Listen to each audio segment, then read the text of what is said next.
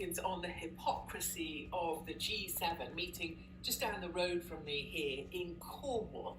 So despite the fact that British people aren't allowed to go anywhere, could be locked down again, have been returned from Portugal like sheep being crammed into sort of cattle trucks overnight, the G7 are free to meet however they please, and they have taken over a small Cornish village called St Ives and Carbis Bay.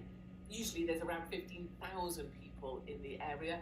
Right now 6,500 police have been brought in to protect those world leaders. Bear in mind, of course, that St Ives and Carbis Bay doesn't have a local police station anymore because of funding cuts.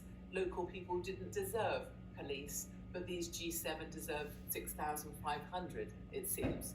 And second of all, of course, Boris Johnson says he's there to discuss climate change. And what did we get? A picture of him getting off of a private jet with his thumbs in the air, saying that he's there to talk about climate change when he could have got the train, a 2.5-hour journey on one of the prettiest routes that there are in the whole of the UK. But no, he chose the private jet. And what do we have now? His latest Mrs. Johnson. I think we can all see why there was the rush for the wedding, so that he would look like an upstanding man with his lovely new wife, Carrie, on the beach in her red dress, thinking she's Carrie Bradshaw from Sex in the City, with their new sprog sat on the sand in a disposable nappy with Jill Biden, just for the pics. Of course, the beach is deserted because no locals or the people that live there are allowed to use it anymore. And of course, they've only allowed Jill Biden near the baby, not the old man, because the old man in America is known as Sniff, because he has a nasty habit of sniffing young children.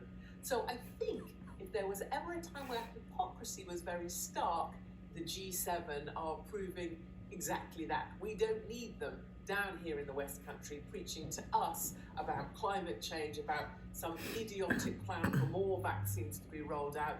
We'd really rather they weren't here at all messing with these local communities. G7, more like G7.0, where the O stands for, oh please will you just piss off back home and leave us all alone.